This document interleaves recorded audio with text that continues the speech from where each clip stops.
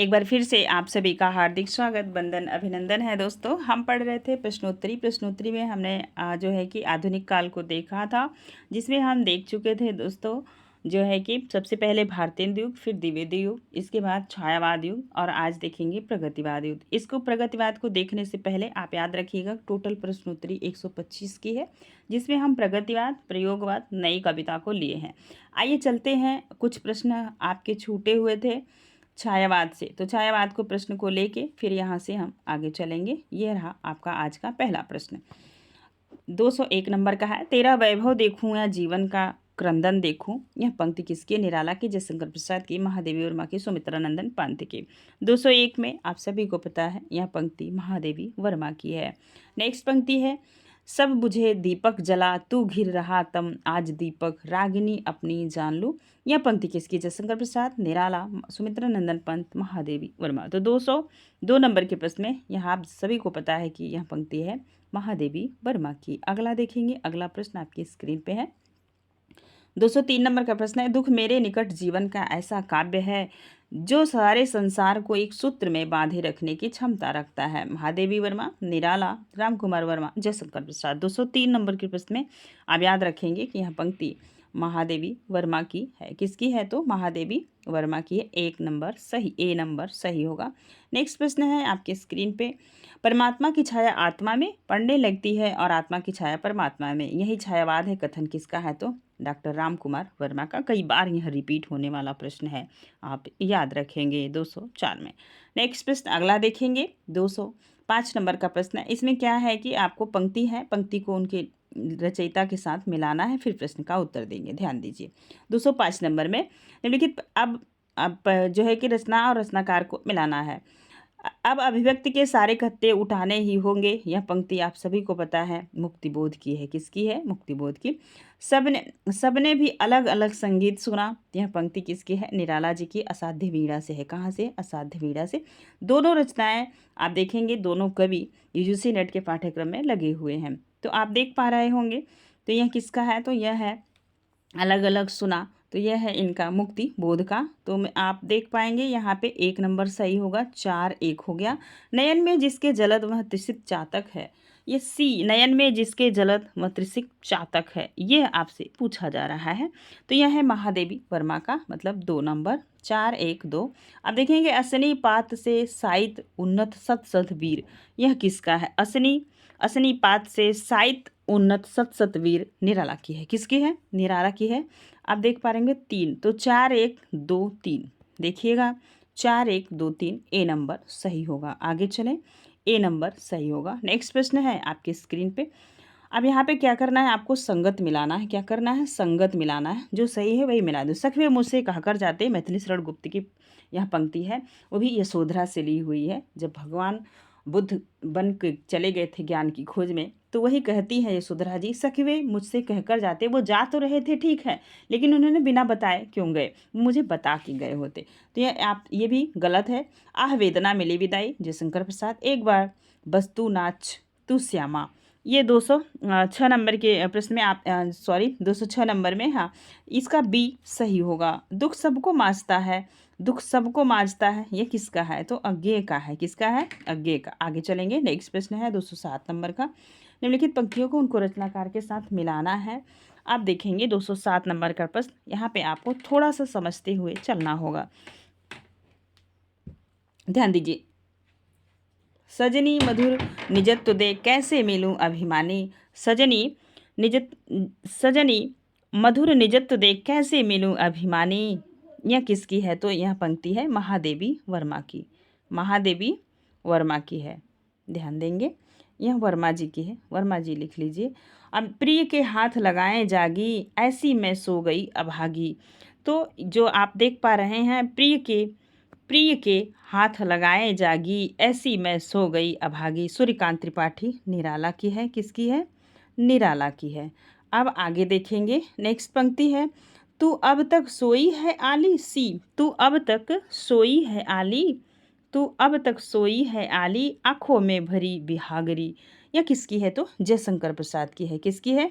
जयशंकर प्रसाद की, मतलब सी में आप देख पा रहे हैं जयशंकर प्रसाद है, एक नंबर सही होगा। तो सी में एक नंबर सही होगा, तो इसका ऑप्शन होगा ये सी। अब देख लेते हैं, एक पंक्ति और छूटी थी। कौन तुम रूप सी कौन व्योम से उतर रही चुपचाप।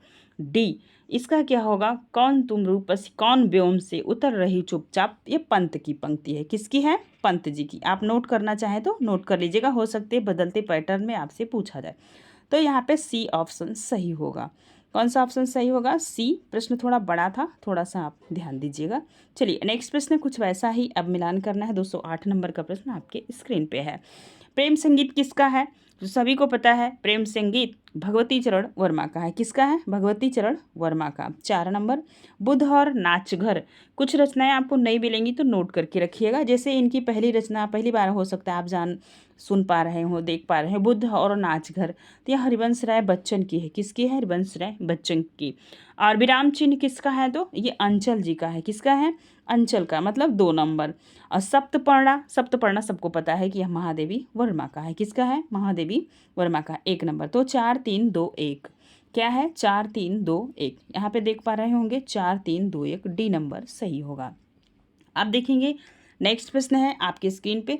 अर्जेक्ट, यही प्रश्न आप सोचिए कितनी छोटी परीक्षा में रिपीट हुआ था। हम आपसे बता दें कि 2021 का जो यूपीटीटी हुआ था, यूपीटी, 1 मिनट ध्यान दीजिए, यूपीटीईटी, बहुत बच्चे जो है हिंदी की वजह से बाहर हो गए थे परीक्षा में। तो यह जो है कि जूनियर लेवल के पेपर में पूछा हुआ था। समझ पा रहे हैं, ऐसे ऐसे प्रश्न रिपीट हो जाते हैं छोटी परीक्षाओं में, तो आपको बहुत ध्यान से देखना होगा। ध्यान दीजिए, सबसे पहले देखेंगे मधुशाला, इसका प्रकाशन वर्ष हुआ है 1935 में। इसके बाद आता है निशा निमंत्रण, इसका प्रकाशन वर्ष हुआ है 1938 ईस्वी में। इसके बाद आएगा, देख रहे हैं, पहले मधुशाला, मधुबाला, निशा निमंत्रण, मधुबाला छोड़ दिया यहाँ पे। आप देखें प्रणय पत्रिका दे दिया, यह नई रचना आपके लिए हो सकती है। इसका प्रकाशन वर्ष हुआ है जो 1955 में हुआ। कब हुआ है, 55 में। और त्रिभंगिमा, ये त्रिभंगिमा है, ये इसका प्रकाशन वर्ष हुआ है 1961 ईस्वी। तो इस हिसाब से आप देख पा रहे हैं, सबसे पहले मधुशाला 35, इसके बाद 36, फिर आ गया 55, 61। ए नंबर सही होगा। नोट कर लीजिएगा, ये सारे प्रश्न रिपीट होने वाले प्रश्न, क्योंकि बच्चे हरिवंश राय बच्चन से हर बार परीक्षा में प्रश्न पूछा जाता है। अब आइए आज का जो है कि प्रगतिवाद से लेंगे। 210 नंबर का प्रश्न प्रगतिवाद से है। चलिए ध्यान दीजिए, प्रगतिवाद का आदि प्रवर्तक है, ये प्रश्न पूछा जा रहा है। Sumitra Nandan Pant, Karl Marx, E.M. Forster, Nagarjun. तो कौन है, तो ये बताना है आपको। तो यह है कार्ल मार्क्स। आगे चलें नेक्स्ट प्रश्न की तरफ। 211 नंबर का प्रश्न आपकी स्क्रीन पे है, ध्यान दीजिएगा। प्रगतिशील लेखक संघ की स्थापना कहाँ हुई, बहुत बार पूछा जाता है, लखनऊ में। ए नंबर सही होगा। आगे चलें नेक्स्ट प्रश्न है, अगला प्रश्न है 201 मिनट हमें ध्यान देना है, और मैंने जल्दबाजी में प्रश्न पढ़ दिया, हो सकता है आप भी ना ध्यान दिए हों, तो समझने का प्रयास कीजिए। यहाँ पे पूछा जा रहा है लेखक प्रगति, देख रहे हैं प्रश्न ही कुछ गड़बड़ लिखा है। प्रगतिशील लेखक संघ की स्थापना कहाँ हुई थी, पूछा जा रहा है ना, ये प्रश्न पूछा जा रहा है। तो लखनऊ में, तो जब पूछा जाएगा कि भारत में कहाँ हुई थी, तब आप लखनऊ बताएंगे। उज्जैन, पेरिस या डेनमार्क, तो यहाँ पेरिस में हुई थी। कहाँ हुई थी, पेरिस में। हो सकता है आप थोड़ा सा ध्यान दीजिएगा। अब प्रश्न आ रहा है जो हम जान के ऑप्शन कर दिए थे लखनऊ, लेकिन पहले ही रखा हुआ है। ध्यान दीजिए, भारत में प्रगतिशील लेखक संघ, अब देख रहे हैं पूछ रहा है भारत में प्रगतिशील लेखक संघ की स्थापना। यहाँ पे सिर्फ प्रगतिशील लेखक संघ पूछ रहा है। ये इस प्रश्न को आप थोड़ा ध्यान दीजिएगा। भारत में प्रगतिशील लेखक संघ के प्रथम अधिवेशन की अध्यक्षता किसने की, निराला, यशपाल, नागार्जुन, प्रेमचंद। तो किसने की, तो प्रेमचंद ने की। अगला प्रश्न नेक्स्ट है, प्रगतिवाद को युगवाणी किसने कहा, सुमित्रा नंदन पंत, नागार्जुन, केदारनाथ अग्रवाल, तिरुलोचन शास्त्री। 213 नंबर के प्रश्न में बताएंगे, इनका आंसर होगा सुमित्रा नंदन पंत। आगे चलेंगे, केन का कवि किसे कहा जाता है, गिरिजा कुमार माथुर, केदारनाथ अग्रवाल, मुक्तिबोध, हरिनारायण व्यास। तो केन का कवि किसे कहा जाता है, तो ये कहा जाता है जो है कि केदारनाथ अग्रवाल को। बी ऑप्शन सही होगा। नेक्स्ट अगला प्रश्न है, केदारनाथ अग्रवाल को किस कृति में विषम अर्थव्यवस्था का चित्रण हुआ है, आग का आईना, नींद के बादल, युग की गंगा, हे मेरी तुम। 215 नंबर के प्रश्न याद रखेंगे, यह है युग की गंगा। सी नंबर सही होगा। अगला प्रश्न है, बसंत में प्रसन्न हुई पृथ्वी कविता के रचयिता है। हो सकता है कि पहली बार आप सुन रहे हो, देख पा रहे हो, तो ध्यान दीजिएगा। आप एक चीज़ और याद रखिएगा, जो भी प्रश्न आपको नए लग रहे हैं उन्हें नोट कर लीजिए, है ना। बसंत में प्रसन्न हुई पृथ्वी कविता के रचयिता है नागार्जुन, त्रिलोचन, जयशंकर प्रसाद, केदारनाथ अग्रवाल। 216 में तो ये है केदारनाथ अग्रवाल, डी ऑप्शन सही होगा। नेक्स्ट प्रश्न है, आत्मगंध किसकी रचना है? केदारनाथ अग्रवाल, धर्मवीर भारती, शमशेर बहादुर, नागार्जुन। 217 नंबर के प्रश्न में आप याद रखेंगे केदारनाथ अग्रवाल, ए ऑप्शन सही होगा। अगला प्रश्न है, नेक्स्ट ध्यान दीजिएगा, केदारनाथ अग्रवाल को किस काव्य ग्रंथ के लिए साहित्य अकादमी 1986 से सम्मानित किया गया था? तो शिक्षा की जो नीति बनी थी 1986, ये भी बहुत जो है कि कारगर सिद्ध हुई। उसी का ये तीसरी बार पुनर्मूल्यांकन करके तीसरी बार कस्तूरी रंगन की जो समिति 2020 में बनाई गई है। तो अभी बहुत सारे परिवर्तन हुए हैं, लेकिन 1986 भी बहुत सही रही। तो उसी समय जब राष्ट्रीय शिक्षा नीति बन रही थी, तो किसको साहित्य अकादमी पुरस्कार से सम्मानित किया गया था? केदारनाथ अग्रवाल को। अब किस रचना के लिए? पुष्पदीप, अपूर्वा, लोक और आलोक, आत्मगंधा। 218 नंबर के प्रश्न में आप बताइए, आप लोग उत्तर दीजिए। तो यह रचना थी अपूर्वा, बहुत बार पूछी जाने वाली है, ध्यान देंगे। 219 नंबर का प्रश्न है, फूल नहीं रंग बोलते हैं काव्यकृति के लिए केदार जी को सम्मान मिला था। फूल नहीं रंग बोलते हैं, भारतीय ज्ञानपीठ, साहित्य अकादमी, सोवियत लैंड, व्यास सम्मान। 219 नंबर के प्रश्न में तो बताएंगे सी ऑप्शन सही, सोवियत लैंड पुरस्कार इनको मिला था। अगला प्रश्न है, नागार्जुन का वास्तविक नाम है? बाबा नागार्जुन, बाबा दीन, वासुदेव सिंह, वैद्यनाथ मिश्र। तो बताएंगे 220 नंबर के प्रश्न में क्या होगा? तो वैद्यनाथ मिश्र, डी नंबर सही होगा। अगला प्रश्न है, नागार्जुन की किस कृति में बरवे छंद का प्रयोग हुआ है? भस्मांकुर, सिंदूर तिलमिल, तिलकित भाल, युगधारा, सतरंगे पंखों वाली। 221 नंबर के प्रश्न में आप सभी उत्तर देंगे। तो यह है भस्मांकुर, ए नंबर सही होगा। आगे चलेंगे, मिट्टी की बारात। मिट्टी की बारात किसकी रचना है? तो ये जो है मिट्टी की बारात अभी सिलेबस में भी लगी थी KVS के, तो याद रखेंगे 222 वाले में। 222 में क्या होगा? मिट्टी की बारात किसकी रचना? नागार्जुन, शिवमंगल सिंह सुमन, रागे राघव और त्रिलोचन। 222 नंबर में क्या सही होगा? तो यह रचना है शिवमंगल सिंह सुमन की, बी नंबर सही होगा। अगला प्रश्न है, अंगे खंडहर की रचयिता है? रामदरस मिश्र, त्रिलोचन, रागे राघव, शिवमंगल सिंह सुमन।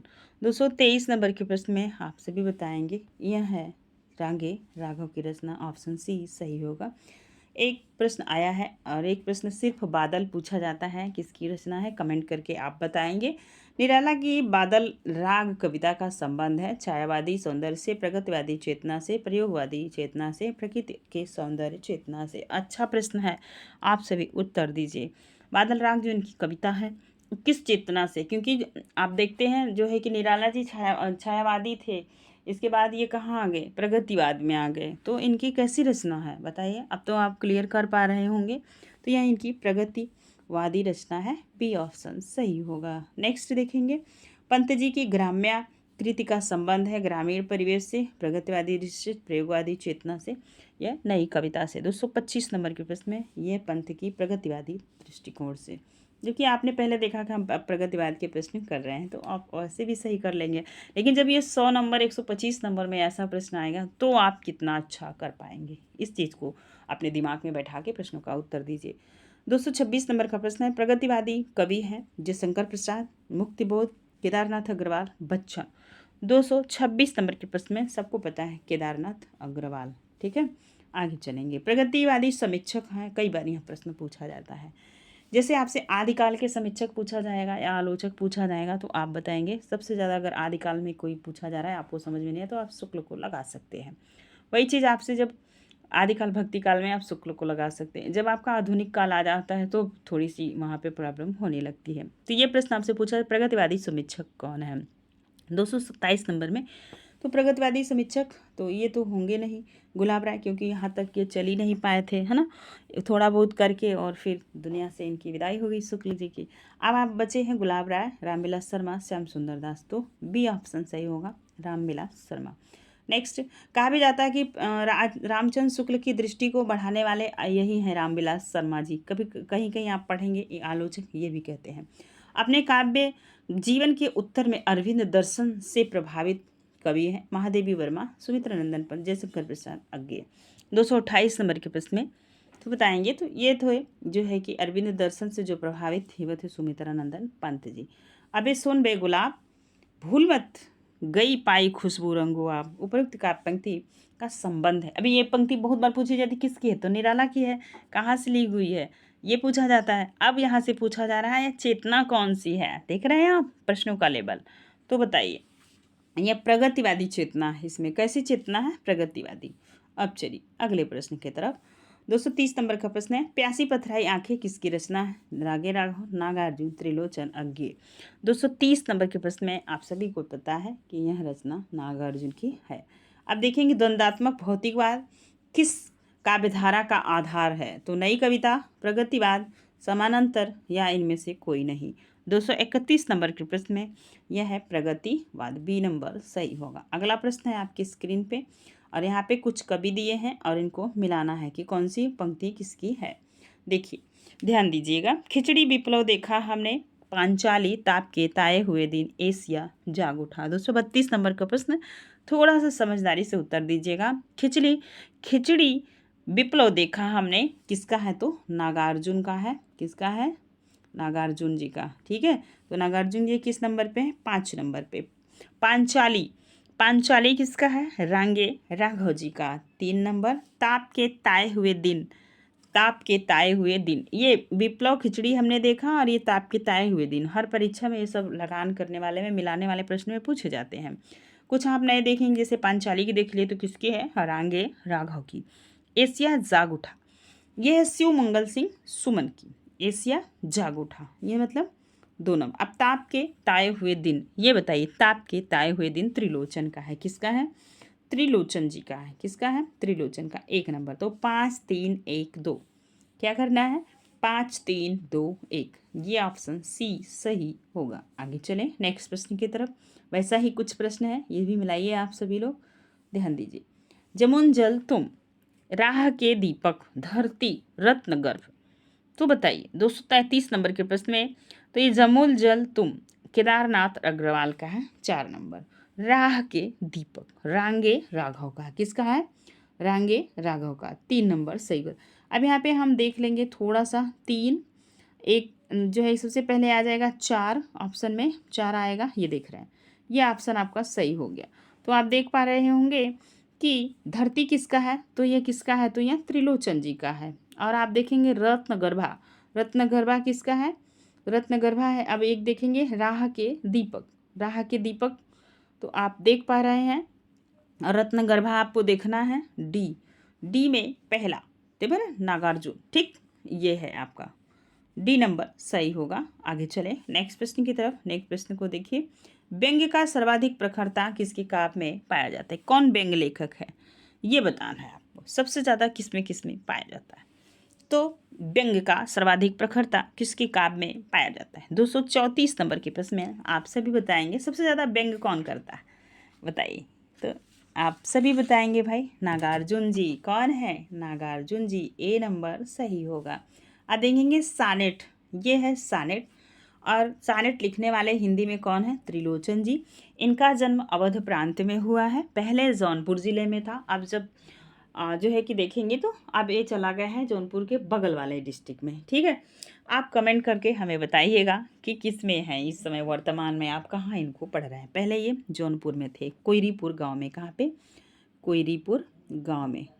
ठीक है, अब याद रखेंगे ये सानेट क्या होता है इसे समझिए, क्योंकि हो सकता है आपके लिए नया हो। सानेट एक अंग्रेजी का छंद है जिसको हिंदी में लाने वाले कौन है? निराला जी। ठीक है, ये प्रश्न कई बार रिपीट होने वाला प्रश्न है। ठीक, आगे चलें तो इसके ऑप्शन होंगे त्रिलोचन। अगला प्रश्न, हाय यहाँ मानो मानो में समता का व्यवहार नहीं, काव्य पंक्ति किसका है?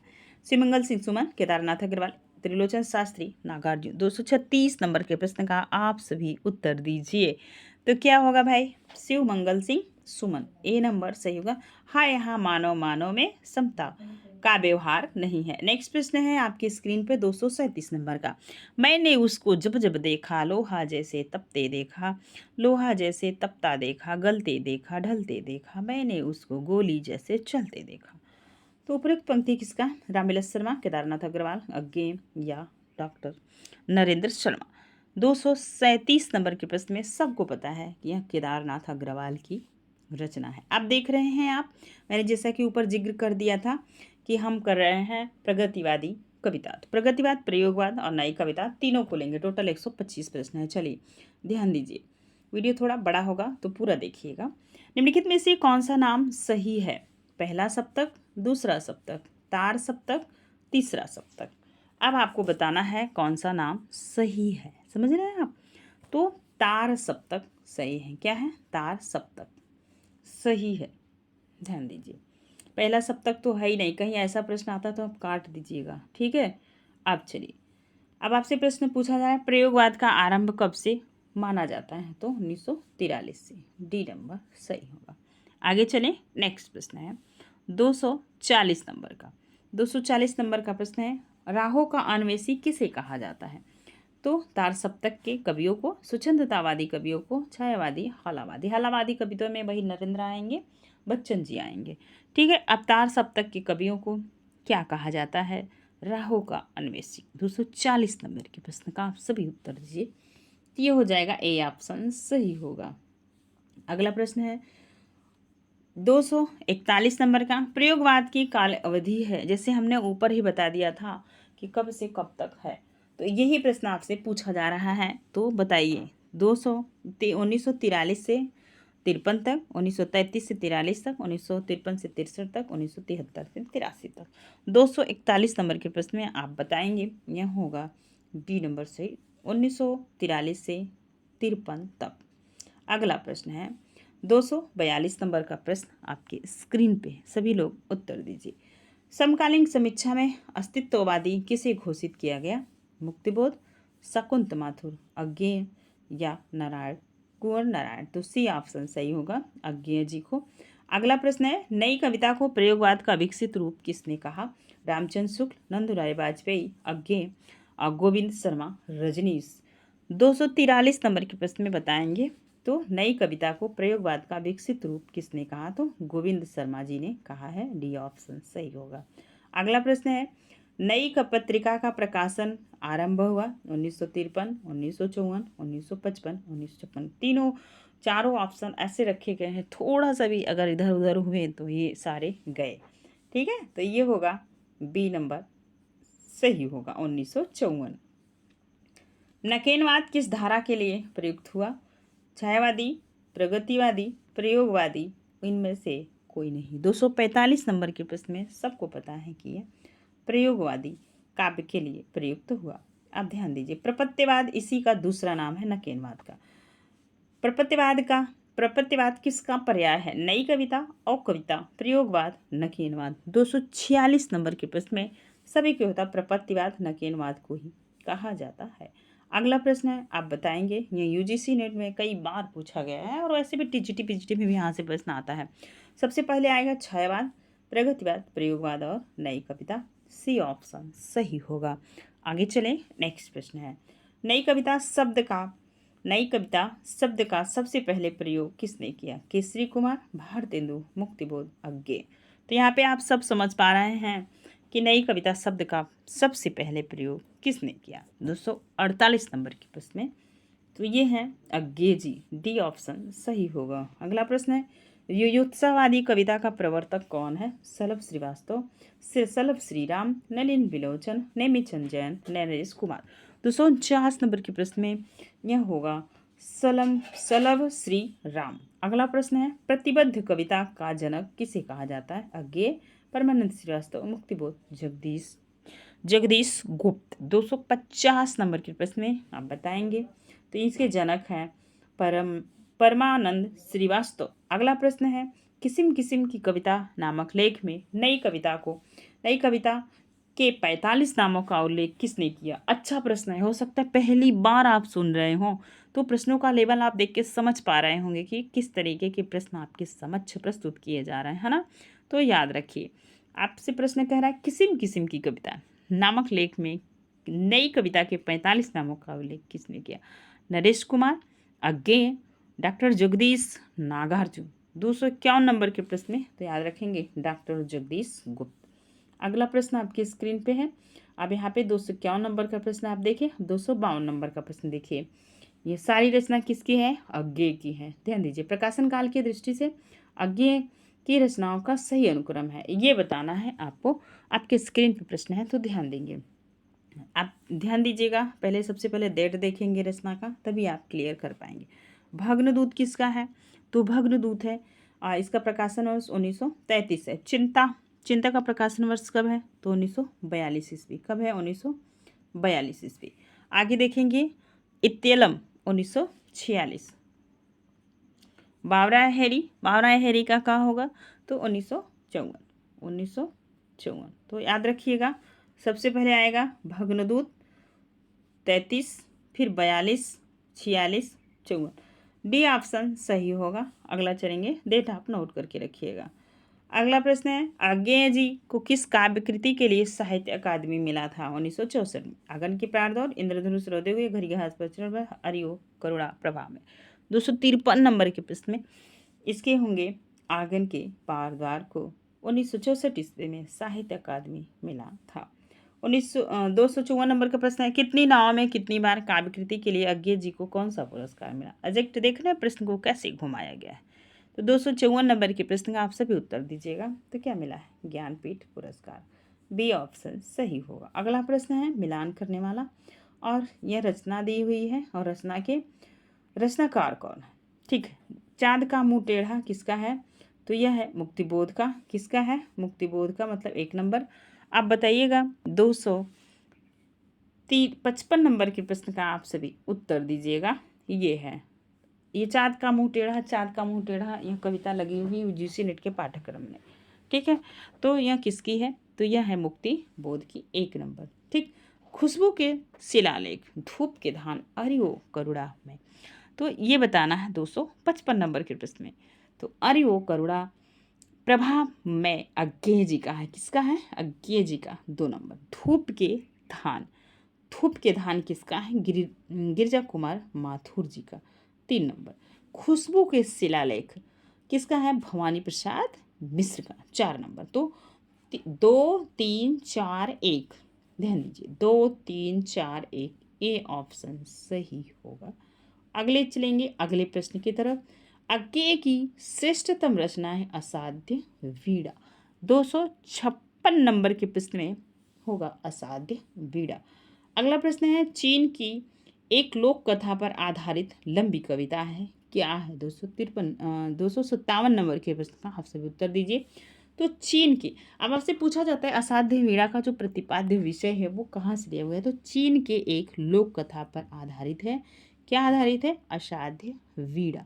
आगे चलें, नेक्स्ट प्रश्न है अज्ञेय की प्रसिद्ध व्यंग्य कविता है, तो ये बता हरिहारिल, एकायन, वंदी स्वप्न, सांप। तो यह सब शहरी जीवन पे इन्होंने एक व्यंग्य किया है सांप के माध्यम से। तो ये क्या हो जाएगा? डी ऑप्शन सही होगा, सांप। अगला प्रश्न है अज्ञेय की किस काव्य ग्रंथ की आरंभिक पंक्ति में उमर खयाम की रुबाइयों का प्रभाव मिलता है? तो अभी आपने देखा था ना हरिवंश राय बच्चन, हरिवंश, इनके भी रचनाओं पे उमर खयाम के रुबाई का जो है कि प्रभाव पड़ता है, याद रखिएगा। अब दूसरे आपके लेखक आपको मिल गए अज्ञेय जी को। तो किस पे है? बावरा हेरी, इत्यलम, हरिघास पे चढ़, भग्नदूत। 259 नंबर के प्रश्न का आप सभी जवाब दीजिएगा। तो ये होगा बावरा अहेरी। आप देखिएगा अगला प्रश्न अज्ञेय की किस काव्यकृति का विषय प्रेम है? इत्यलम, चिंता, भग्नदूत, आंगन के पार द्वार। 260 नंबर के प्रश्न में तो ये क्या होगा? तो याद रखेंगे इस प्रश्न का जो उत्तर होगा यहाँ पे आप देखिएगा। तो अज्ञेय की किस काव्यकृति का विषय प्रेम है? तो चिंता का विषय प्रेम है, 260 नंबर के प्रश्न में। अब चलें आगे, अगला प्रश्न है किसकी कविता में छायावाद, किसकी कविता में, देख रहे हैं कैसा प्रश्न बन रहा है, किसकी कविता में छायावाद, प्रगतिवाद, प्रयोगवाद तीनों के लक्षण पाए जाते हैं? शमशेर बहादुर, सर्वेश्वर दयाल, गजानन माधव मुक्तिबोध, धर्मवीर भारती।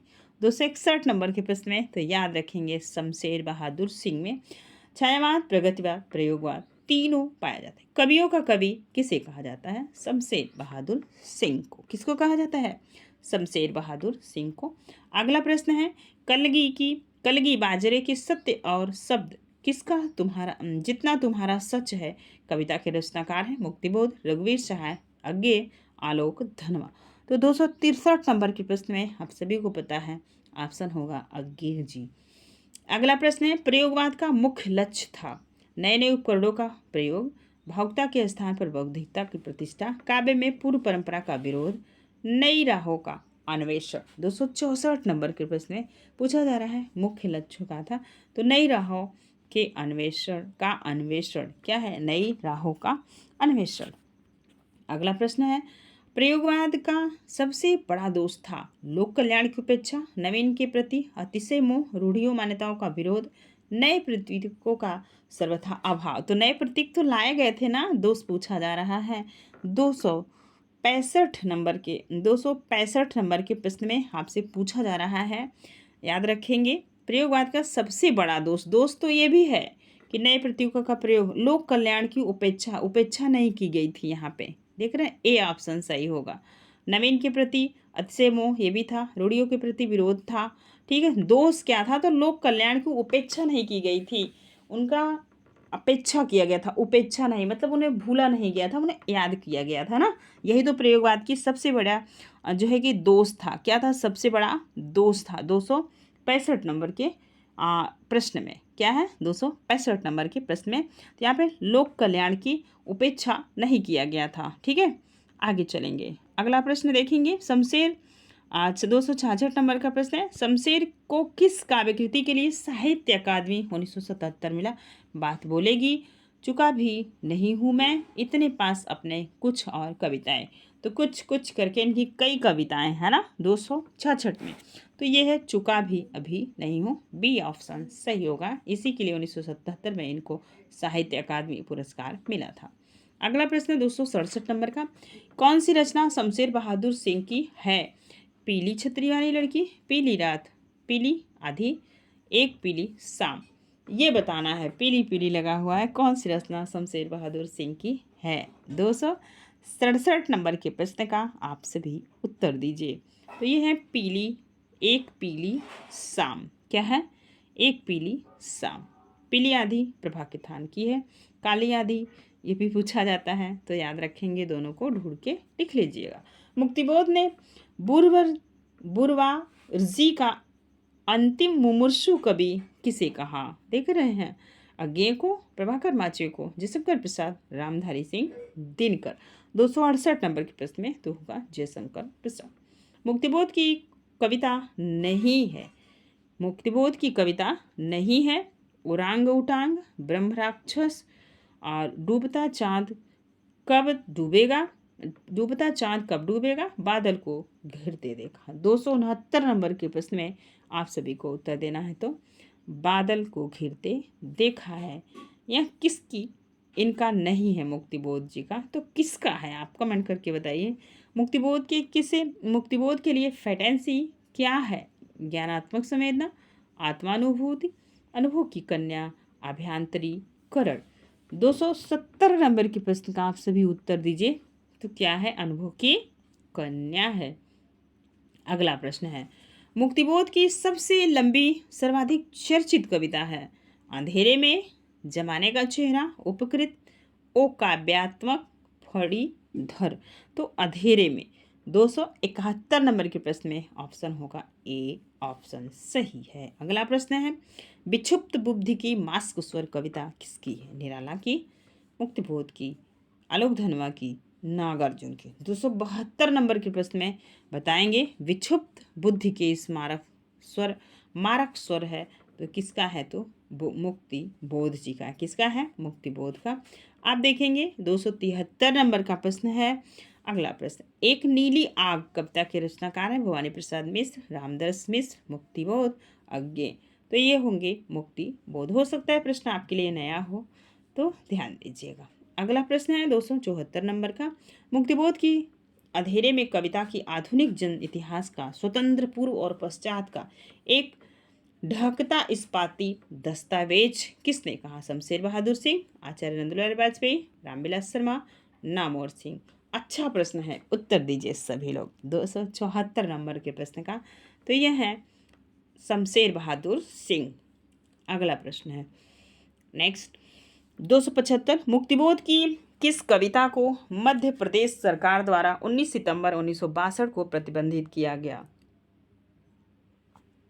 सोजे वतन को भी प्रतिबंधित किया गया था, लेकिन अंग्रेजों द्वारा, है ना। और एक कवि की कविता और चिंगारी है जो भी प्रतिबंधित थी। कमेंट सेक्शन में कमेंट के माध्यम से बताइएगा चिंगारी किसकी है ना। अब बताइए। अब मुक्तिबोध की कविता जो थी, मुक्तिबोध की एक पुस्तक थी जिसे जो है कि मध्य प्रदेश सरकार ने 19 सितंबर 1962 को प्रतिबंधित कर दिया था, क्योंकि मुक्तिबोध का जन्म कहाँ हुआ था? एमपी में हुआ था ना। अब बताइए कौन सी वह रचना थी, क्योंकि मुक्तिबोध की अभी भी छोटे छोटे स्लोगन जेएनयू में, बड़े बड़े इंस्टीट्यूट में लगाए जा। अभी आपने देखा पिस गया दो पाटों के बीच, तो ऐसी मोटिवेटर इनकी कविताएं हुआ करती हैं। तो अब आपको बताइएगा कौन सी ऐसी है जिसे एमपी सरकार ने क्या किया था? प्रतिबंधित किया था। 275 नंबर के प्रश्न में बताएंगे। वह रचना थी भारत इतिहास और संस्कृति।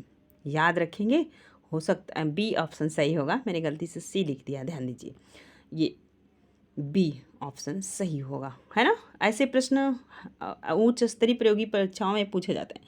प्रयोगवादी कविता में प्रमुखता है निम्न वर्ग के जीवन चित्रण, मध्यम वर्गीय समाज का, उच्च वर्गीय समाज का, इनमें से कोई नहीं। 276 नंबर के प्रश्न में तो यह है मध्य वर्गीय जीवन समाज का। अगला प्रश्न देखेंगे, किसी नई कविता का कवि नहीं कहा जा सकता? बताइए। अच्छा प्रश्न है ना। अज्ञे, रघुवीर सहाय, नागार्जुन, सर्वेश्वर दयाल सक्सेना। किसी नई कविता का कवि नहीं कहा जा सकता 277 में, तो वो है नागार्जुन। ठीक है, आगे चलते हैं। नई कविता की विशेषता नहीं है जीवन के प्रति आस्थावान होना, परंपरागत मान्यताओं का विरोध, नया सौंदर्यबोध, ईश्वर में आस्था और असंशय की स्थिति। 278 नंबर के प्रश्न में तो जीवन के प्रति आस्थावान होना ये भी सही है, मान्यता परंपरा मान्यताओं का विरोध भी किया गया है, नया सौंदर्यवाद का विरोध किया गया, ये बोध किया गया। ये डी ऑप्शन क्या होगा? नहीं होगा, डी नहीं होगा। आगे चलें। अगला प्रश्न है, नई कविता का केंद्र बिंदु है प्रकृति का वर्णन, निर्धनता का चित्रण, शोषक वर्ग की चिंता, लोक जीवन की अभिव्यक्ति। 279 नंबर में बताएंगे क्या है, तो डी ऑप्शन सही है, लोक जीवन की अभिव्यक्ति है। अगला प्रश्न है 280 नंबर का, नई कविता में लघुमानव की प्रतिष्ठा के विचार को प्रमुखता किसने दिया? मुक्तिबोध, अज्ञे, शाही, भारती। तो धर्मवीर भारती अज्ञे, गजानन माधव सच्चिदानंद हीरानंद वात्स्यायन अज्ञे इनका नाम है, और गजानन माधव मुक्तिबोध इनका नाम है।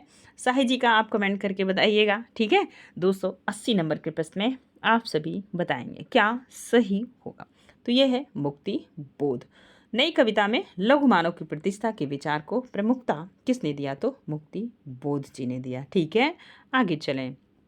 नेक्स्ट प्रश्न है, नई कविता को बिंब प्रधान किसने कहा? Laxmikant Verma, doctor Shambhunath Singh, doctor Namvar Singh, Vasudev Singh. 281 number के प्रश्न में बताएंगे doctor Shambhunath Singh, B option सही होगा। अगला प्रश्न है आपकी स्क्रीन पे 282 नंबर का, नई कविता को संबोधित, एक मिनट फिर से पढ़ेंगे। नए कवियों को संबोधित कविता नए कवि के प्रति के रचयिता हैं। नए कवि के प्रति के रचयिता महादेवी वर्मा, सुमित्रा नंदन पंत, अज्ञे, निराला। 282 नंबर के प्रश्न में याद रखेंगे यह है अज्ञे जी। ठीक है, नए कवि के प्रति।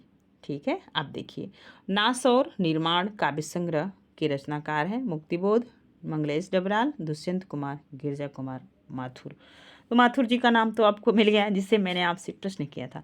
283 नंबर के प्रश्न का आप सभी उत्तर दीजिए। तो ये है गिरजा कुमार माथुर, इनकी रचना है नास और निर्माण। क्या है? नास और निर्माण। एक मिनट फिर से देखेंगे इस प्रश्न को, कहीं तो मिस्टेक नहीं हो रहा है। 283 नंबर के प्रश्न को देखेंगे तो नाश और निर्माण किसका है? तो नाश और निर्माण है इन्हीं का है, गिरिजा कुमार माथुर का। ठीक है, अब आगे देखेंगे। पेमल स्वप्नभंग, नोट कर लीजिएगा, स्वप्नभंग अनुरक्षण काव्य कृतियों के रचनाकार है प्रभाकर वाजपेयी, राजेश जोशी और शमशेर बहादुर दिनकर।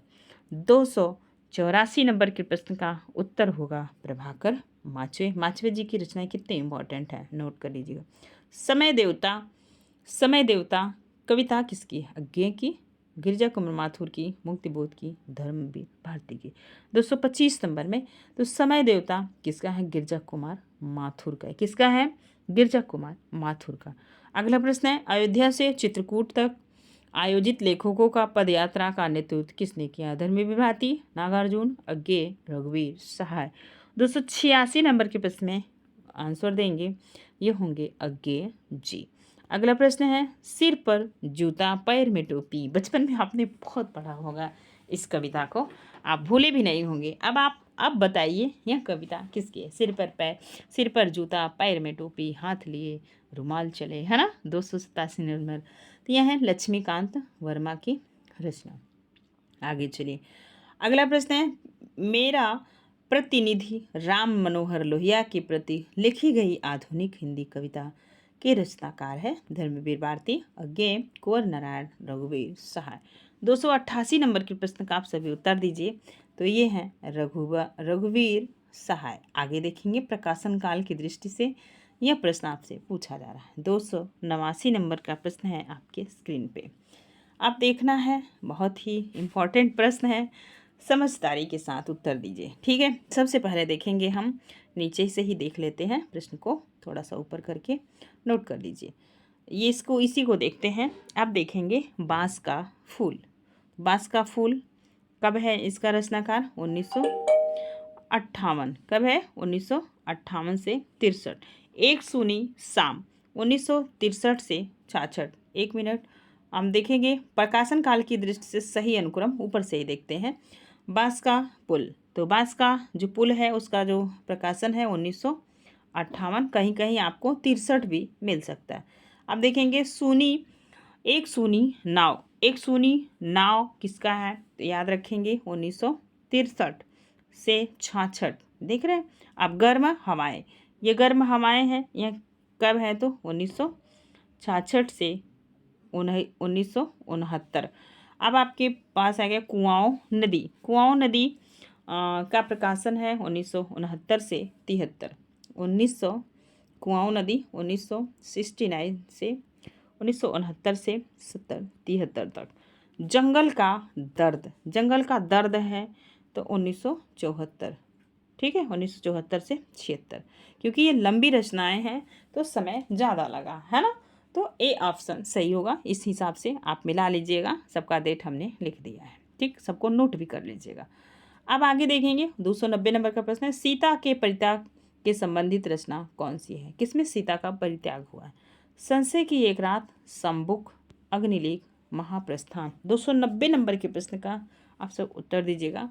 तो यह है अग्निलेख, सी ऑप्शन सही होगा। अगला प्रश्न है 291 नंबर का, साखी किसकी रचना है? साखी शबदी रामायणी, तो आप देखेंगे किसकी रचना है? तो कबीर की। और वे संग्रहित किए हैं, स्वयं कबीर ने लिखा है कि मस कागज छुयो नहीं, कलम गयो नहीं हाथ। तो अब आपको बताना है साखी, अब इधर प्रगतिवाद प्रयोगवाद में किस लेखक ने साखी लिखा है?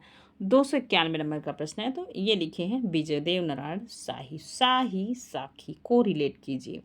ठीक है, साहित्य बहुत बड़ा है, ध्यान दीजिए। संवेदनात्मक ज्ञान और ज्ञानात्मक संवेदना सूत्र का प्रयोक्ता है विजयदेव नारायण शाही, गजानन माधव मुक्तिबोध, रामस्वरूप चतुर्वेदी, रमेश कुंतल मेघ। 292 नंबर के प्रश्न में आप सभी उत्तर देंगे। तो क्या होगा भाई? गजानन माधव मुक्तिबोध। ठीक है, और एक रामस्वरूप चतुर्वेदी की पुस्तक है संवेदना पे बनी हुई, वो भी आप कमेंट करके हमें बताइएगा क्या नाम है, उसका प्रकाशन वर्ष कब है, दोनों चीज़ आपको बतानी है। आत्मजयी के रचनाकार है धर्मवीर भारती, हरिनारायण व्यास, कुंवर नारायण, रघुवीर सहाय। 293 नंबर के प्रश्न में उत्तर बताएंगे तो कुंवर नारायण की है आत्मजयी, और यह मिलाने वाले में बहुत बार आती है। ठीक है, माया दर्पण किसकी कविता है? श्रीकांत, दुष्यंत कुमार, धर्मवीर भारती, धूमिल। 294 नंबर के प्रश्न का उत्तर दीजिए। माया दर्पण श्रीकांत का है। किसका है? श्रीकांत का है। आगे देखेंगे, पटकथा कविता किसने लिखी? चंद्रकांता, देवताले, धूमिल, रघुवीर सहाय, राजेश जोशी। 295 नंबर के प्रश्न में आप देखेंगे बी ऑप्शन सही होगा। पटकथा कविता धूमिल की है। किसकी है? धूमिल की। एक प्रश्न आपके स्क्रीन पे आया है और आप ध्यान से देखिएगा इस प्रश्न को। 296 नंबर के प्रश्न है। तो देखेंगे, अब यहाँ पे रचनाएं दी हुई हैं और इनका प्रकाशन काल की दृष्टि से आपको इनको बताना है ना। तो आप देखिए, सबसे पहले हम देखेंगे कि गीत फरोश। देखिए, गीत फरोश का प्रकाशन वर्ष कब हुआ है? तो 1930 या 45 तक, क्योंकि ये लंबी कविता है और इनका संग्रह भी है ना, तो ज़्यादा समय लगा। 30 से 45 देख रहे हैं आप। चकित है दुख, चकित है दुख 1968 कब है? चकित है दुख 1968। अब बुनी हुई रस्सी कब है? तो बुनी हुई रस्सी है 1971 में। अब आप देखेंगे, अब नेक्स्ट आएगा खुशबू के शिलालेख। तो खुशबू का शिलालेख कब है? तो इसका है 1973। तो आप बताइए आप कौन सा ऑप्शन सही होगा? इस हिसाब से सबसे पहले गीत फरोश आएगा। क्या आएगा? गीत फरोश 1930 देख रहे हैं। इसके बाद आपका आ जाएगा चकित है दुख। चकित है दुख का प्रकाशन 1968। इसके बाद आपका आ जाएगा बुनी हुई रस्सी 71। फिर आ जाएगा खुशबू के शिलालेख 1973। तो सी ऑप्शन सही होगा। आप नोट कर लीजिएगा, क्योंकि बदलते पैटर्न में आपसे कहीं से भी कोई प्रश्न पूछा जा सकता है। 297 नंबर के प्रश्न का आप सभी उत्तर देंगे। अब आपको बताना है, प्रश्न थोड़ा सा बड़ा है, 2 पेज पे है, तो हम ध्यान देंगे आप। इसके बाद हम मिला लेंगे। सिर्फ प्रश्न और को देखिए। यह है संशय की एक रात, तो किसकी है? नरेश मेहता की। तो नरेश मेहता 4 नंबर में है। काठ की घंटिया क्या है? ये भी कविता है। काठ की घंटिया तो किसकी है? सर्वेश्वर दयाल सक्सेना की। 3 नंबर। अब आएगा संसद से सड़क तक, किसका है? धूमिल का। किसका है? धूमिल का। धूमिल जी कितने में? 2 नंबर। अब आएगा मछली घर। मछली घर हो सकता है आपके लिए नया हो, तो यह विजय देवनारायण शाही का। 1 नंबर। 4 3 2 1 क्या होगा? एक बार इसको देख लीजिएगा, इसके बाद रचनाकार को, इसके बाद मिलाएंगे। 4 3 2 1 ये यहाँ पे ए ऑप्शन सही होगा। ठीक है। अगला प्रश्न आपके स्क्रीन पे है। संशय की एक रात। संशय की एक रात की विधा है कथा काव्य, काव्य नाटक, खंड काव्य, लंबी कविता। 298 नंबर के प्रश्न का आप बताएंगे। तो यह है काव्य नाटक है। क्या है? काव्य नाटक। अगला प्रश्न है 299 नंबर। निम्नलिखित में से किस कवि को ज्ञानपीठ पुरस्कार नहीं मिला? ठीक है। दिनकर, अज्ञे, धूमिल, कुंवर नारायण। 299 नंबर का अच्छा प्रश्न है। तो धूमिल को साहित्य ज्ञानपीठ पुरस्कार नहीं मिला है। अगला प्रश्न है निम्नलिखित में से किस काव्यकृति को साहित्य अकादमी पुरस्कार नहीं मिला? अकाल में सारस केदारनाथ सिंह, मैं वक्त के साथ, मैं वक्त के हूँ सामने गिरजा कुमार माथुर, 2 पंक्तियों के बीच राजेश जोशी, सतरंगे पंखों वाली नागार्जुन। तो 300 नंबर के प्रश्न में आप देंगे। तो यह नागार्जुन जी को की रचना सतरंगे पंखों वाली को साहित्य अकादमी नहीं मिला है। डी ऑप्शन सही होगा। अगला प्रश्न है साहित्य अकादमी की स्थापना वर्ष होता है 1953, 1963, 1974, 1984। 301 नंबर के प्रश्न में सबको पता है कि 1953 ईस्वी में साहित्य अकादमी की स्थापना हुई थी। अगला प्रश्न है 302 नंबर। निम्नलिखित में से किसकी कविता में प्रगतिवाद, प्रयोगवाद, नई कविता की विशेषताओं का सामंजस्य? रघुवीर सहाय, प्रभाकर माचवे, शमशेर बहादुर सिंह, भवानी प्रसाद मिश्र। 302 नंबर के प्रश्न में बताएंगे। तो यह है प्रभाकर माचवे। बी ऑप्शन सही होगा। अगला प्रश्न है अरुण कमल की काव्यकृति नहीं है। पहाड़ पर लालटेन तो सबको पता है किसकी है? मंगरेश डबराल की। ठीक है। तो इस हिसाब से आप प्रश्न को तुरंत पकड़ लिए। ए नंबर सही होगा। बाकी तीनों रचनाएं किसकी है? तो अरुण कमल की। अगला प्रश्न है 304 नंबर का, सुमेलित करना है। ये प्रश्न आपके सामने है। ये प्रश्न बताइए, बची हुई पृथ्वी। लकड़बग्घा हंस रहा, आत्महत्या के विरुद्ध नेपथ्य में हंसी। तो इस प्रश्न का आप सभी उत्तर दीजिएगा। ध्यान दीजिए, ध्यान दीजिए और बताइए। बची हुई पृथ्वी कौन है? लीलाधर जगुड़ी। तो ये है 4 नंबर। लकड़बग्घा हंस रहा है, चंद्रकांता देव ताले। आत्महत्या के विरुद्ध, आप बताइए, आत्महत्या के विरुद्ध रघुवीर सहाय 2 नंबर। नेपथ्य में हंसी, नेपथ्य में हंसी राजेश जोशी। ये है जोशी जी का 1 नंबर। 4 3 2 1। देखिए 4 3 2 1, बी ऑप्शन सही हुआ। अगला प्रश्न कुछ ऐसा ही है, अब आपको मिलाना है। ये प्रश्न आप नोट भी कर लिएगा, क्योंकि ये बहुत बार प्रश्न पूछा जाता है। साठोत्तरी कविता की जो है कि शुरुआत किसने की, फिर पूछा जाए अकविता की शुरुआत किसने की, ताजी कविता, सहज कविता। यह प्रश्न आपके लिए बहुत मोस्ट इम्पॉर्टेंट है, आप इम्पॉर्टेंट करके नोट कर लीजिएगा, है ना।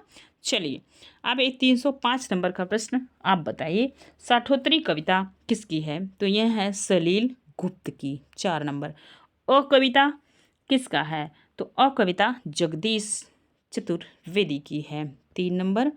ताजी कविता पहली बार सुन रहे होंगे, लक्ष्मीकांत वर्मा की है, 2 नंबर। सहज कविता, तो सहज कविता है रविंद्र भ्रमर की है, किसकी है? तो 4 3 2 1, देख रहे हो, 4 3 2 1, सी ऑप्शन सही होगा, नोट कर लीजिएगा। अगला प्रश्न है 306, काव्य संग्रह इतिहास सहनता के रचनाकार हैं। ये भी प्रश्न हो सकता है आपके लिए नया हो, तो अपनी डायरी में नोट करें। काव्य संग्रह इतिहास सहनता, इतिहास सहनता के रचनाकार हैं नागार्जुन, रघुवीर सहाय, आलोक धनवा, जगदीश चतुर्वेदी। 306 नंबर के प्रश्न बताएंगे, तो यह है रचनाकार जगदीश चतुर्वेदी। अगला प्रश्न है साठोत्तरी कविता से आशय है, अच्छा प्रश्न है, उत्तर दीजिए। बताइए 1960 के उत्तरार्ध में रचित 7 कवियों का रचनाओं का संग्रह, 1960 के बाद के सभी कविताओं, 1960 के बाद की एक विशेष काव्य धारा। तो सी ऑप्शन सही होगा। क्या सही होगा? सी ऑप्शन सही होगा। आप देखेंगे 308 नंबर का प्रश्न, साठोत्तरी कविता में निषेधात्मकता का कारण है राजनीतिक दरबार और मूल्यहीनता, सपाट बयानी और बड़बोलापन, सामाजिक यथार्थवाद की अतिशयता, पराजय की भावना और नैराश्य। ये प्रश्न आपसे पूछा जा रहा है 308 नंबर के प्रश्न में। तो क्या है भाई? तो ये क्या है? सपाट बयानी और बड़बोलापन। क्या है? साठोत्तरी कविता में निषेधात्मकता का कारण है क्या है? सपाट बयानी और बड़बोलापन। कुछ प्रश्न दिए गए हैं, बहुत इजी हैं, फटाफट हम इनको करेंगे, ठीक है, बहुत कम समय में जल्दी से करेंगे। 309 से 325 तक ये प्रश्न है। प्रत्येक प्रश्न के 4 विकल्प हैं, सही विकल्प चुनिए। ये है खेत हमारे, भूमि हमारी, सारा देश हमारा। यह किसकी पंक्ति है? 209 नंबर की, बताइए। तो धर्मवीर भारती, नागार्जुन, अज्ञे, निराला। तो यह किसकी है? बी नंबर, नागार्जुन की है, ठीक है। कई बार पूछा जाता है यह प्रश्न, खून खाए सह तीरों पर 12 खड़ी विधाता बाजे, फटी फटी भीत है, छत चूती है, आले पर बिस्तुइया नाचे। आला होता है जब ऐसे दीवार होती है, उसके बीच एक छोटा सा मतलब ताखा बना होता है जिसमें दीपक उपक जलाया जाता है ना, उसी को कहते हैं आले पर बिस्तुइया नाचे। आलोक धनवा, रघुवीर सहाय, नागार्जुन, राजेश जोशी। 310 नंबर के प्रश्न में बताइए, ये भी कथन किसका है? तो नागार्जुन जी का है। मैंने आहुति बनकर देखा, यह प्रेम यज्ञ की ज्वाला है, निराला, मुक्तिबोध, नागार्जुन, अज्ञे। 311 नंबर के प्रश्न में यह अज्ञे जी की पंक्ति है। अगला प्रश्न है, कर कर पाता यदि मुक्त हृदय को मस्तक के शासन से, उतर पकड़ता बाह दलित की मंत्री के आसन से। कुरुक्षेत्र, धरती, अजय खंडहर, यह दीप अकेला। 312 नंबर के प्रश्न में बताएंगे, यह पंक्ति कुरुक्षेत्र की है। कहाँ से है? कुरुक्षेत्र की है। आज मैं अकेला हूँ, अकेले रहा नहीं जाता, जीवन मिला है, यह रतन मिला है, यह फूल में मिला है या धूल में मिला है। यह कथन किसका है? नवेन का, त्रिलोचन का, नागार्जुन का, मुक्तिबोध का। 313 नंबर के प्रश्न का आप सभी उत्तर दीजिए। तो बताइए, यह पंक्ति है त्रिलोचन की, किसकी है? त्रिलोचन की। अगला प्रश्न है, कविता वह हाथ उठाए हुए चलिए कभी वृंद बुलाती है। कविता वह हाथ उठाए हुए चलिए कभी वृंद बुलाती है। कथन है भारतेंदु हरिश्चंद्र का, महावीर प्रसाद द्विवेदी, रामचंद्र शुक्ल, मैथिली शरण गुप्त। तो 313 नंबर के 314 नंबर के प्रश्न का उत्तर दीजिए। तो यह है सी ऑप्शन, आचार्य रामचंद्र शुक्ल जी का है। अब देखेंगे अगला प्रश्न है 315, ज़्यादा लिया और दिया बहुत बहुत कम, मर गया देश और जीवित रह गए हम और तुम। मान लीजिए यह शकुंत माथुर, अज्ञेय, नागार्जुन, मुक्तिबोध। 315 नंबर के प्रश्न में दम है, तो यह भी किसकी है? मुक्तिबोध की है। किसकी है? मुक्तिबोध की। अब देखेंगे अगला प्रश्न है, राष्ट्रगीत में भला कौन वह भारत भाग्य विधाता है, फटा सुथन्ना पहने जिसका हर चरना गुण गाता है। किसका है? रघुवीर सहाय, शमशेर, नागार्जुन, सर्वेश्वर दयाल, सक्सेना। 316 नंबर के प्रश्न में यह है रघुवीर सहाय की पंक्ति। अगला प्रश्न है, मुझे प्रोफेसरों के बीच में छायावाद सिद्ध करना पड़ेगा। देख रहे हैं कितना जबरदस्त प्रश्न है, ठीक है। तो बताइए 317 नंबर के प्रश्न में अज्ञेय, निराला, मुक्तिबोध, नागार्जुन। तो ये हैं निराला जी। देख रहे हैं निराला जी का जीवन और उनकी पंक्ति। छायावाद व्यक्तिवाद की कविता है जिसका आरंभ व्यक्ति के महत्व को स्वीकार करने और करवाने से हुआ है। नंदुलाल वाजपेयी, डॉक्टर नगेंद्र, नामवर सिंह, रामचंद्र शुक्ल। 318 नंबर के प्रश्न में यह कथन किसका है? तो डॉक्टर नामवर सिंह का है। अगला प्रश्न है 319 नंबर का। मैं बहुत तेजी प्रश्न पढ़ रही हूँ, ऊंची आवाज़ में आप नोट कर लीजिएगा, जो भी नया लगे। वन लाइनर नोट्स बनाते जाइए। प्रगतिवाद समाजवाद की ही साहित्यिक अभिव्यक्ति है। कथन किसका है? Doctor Bachchan, Vasudev Singh, Namvar Singh, doctor Nagendra. 219 number के प्रश्न में बताएंगे, यह कथन है डॉक्टर नगेंद्र का। अगला प्रश्न है आपके स्क्रीन पे 320 नंबर तक प्रश्नोत्तरी हम कर चुके। आइए, प्रगतिवाद, प्रयोगवाद, छायावाद की उपशाखाएं हैं। ये मूलतः एक ही युग चेतना अथवा युग सत्य से अनुप्राणित है और एक दूसरे के पूरक हैं। तो प्रगतिवाद, प्रयोगवाद, छायावाद की उपशाखाएं हैं, मतलब छायावाद से ही ये दोनों निकले हैं, प्रगतिवाद भी प्रयोगवाद भी। मूलतः यह एक ही युग चेतना अथवा युग सत्य से अनुप्राणित हैं और एक दूसरे के पूरक हैं। कथन किसका है? पंत जी, निराला जी, हरिओत जी, प्रसाद जी। बताइए 320 नंबर के प्रश्न का आपसे भी उत्तर देंगे। तो यह कथन है सुमित्रानंदन पंत का कथन है। अगला प्रश्न है, मैं प्रयोगवाद का अगुआ नहीं पिछलगुआ हूँ। कथन किसका है? अज्ञेय, दिनकर, मुक्तिबोध, जगदीश गुप्त। 321 नंबर के प्रश्न में बताएंगे। तो यह है दिनकर जी की। अब देखेंगे अगला प्रश्न है, यह नंगा फासिज्म है। लेखक को लोग घेरे शारीरिक क्षति की धमकी दे, इधर सरकार सुनने तक को तैयार नहीं। अभिव्यक्ति की स्वतंत्रता की हत्या की जा रही है। कथन किसका है? बहुत ऊंची बात आपके समक्ष प्रस्तुत की जा रही है, आप ध्यान दीजिए। तो निराला, अज्ञेय, मुक्तिबोध, नागार्जुन। तो यह भी कहने वाले कौन है? यह है मुक्तिबोध जी। अगला प्रश्न है, निदिया सतावे मोहे सजई हे सुजनी। किसका है? रामधारी सिंह दिनकर, सच्चिदानंद हीरानंद वात्सल अज्ञेय, सूर्यकांत त्रिपाठी निराला और शमशेर बहादुर सिंह। 323 नंबर के प्रश्न में बताएंगे। तो यह है शमशेर बहादुर सिंह जी की पंक्ति है। अगला प्रश्न देखेंगे, ये रहा आपका आज का जो है कि अंतिम प्रश्न, मतलब 2 प्रश्न और हैं, अंतिम का अंतिम। ध्यान दीजिए 324 नंबर का प्रश्न, कबीर में जैसे सामाजिक विद्रोह का तीखापन और प्रणयानुभूति का कोमलता एक साथ मिलती है, कुछ वैसी ही रचाव मुक्तिबोध में है। तो बताया जाता है कि कबीर की तुलना किसको दी गई है? ये प्रश्न आपसे पूछा जाता है, किसे कबीर कहा गया है ना? वर्तमान युग में कबीर की उपमा किसको मिली है? यही प्रश्न आपसे पूछा जा रहा है। तो यह कहने वाले कौन हैं? रामस्वरूप चतुर्वेदी, आचार्य नंदुलाल वाजपेयी, आचार्य रामचंद्र शुक्ल, विद्यानिवास मिश्र। तो ये कौन कहा है मुक्तिबोध के बारे में 324 में? तो ये कहे हैं डॉक्टर रामस्वरूप चतुर्वेदी। क्या कहे हैं डॉक्टर रामस्वरूप चतुर्वेदी। आज का अंतिम प्रश्न आपके स्क्रीन पे है। प्रश्न कैसे लगे हमें कमेंट करके ज़रूर बताइएगा। चलिए प्रश्न को देखते हैं। मनुष्यों की मुक्ति की तरह कविता की भी मुक्ति होती है। मनुष्य की मुक्ति कर्मों के बंध से छुटकारा पाना है और कविता की मुक्ति छंदों के शासन से अलग होना है। कथन किसका? नागार्जुन, निराला, मुक्तिबोध, अज्ञे। 325 नंबर के प्रश्न में यह उत्तर होगा बी, निराला जी। दोस्तों आप सभी को बताना चाहेंगे कि मैंने 125 प्रश्न किया। कितने प्रश्न? 125 प्रश्न, और बिना बेफजूल बातें किए बहुत कम समय में हम 125 प्रश्नों को कर लिए। प्रश्नोत्तरी आपको अच्छी लगी हो तो अपने दोस्तों में साझा जरूर कीजिएगा। आज के लिए बस इतना ही, फिर मिलेंगे नेक्स्ट वीडियो में। धन्यवाद।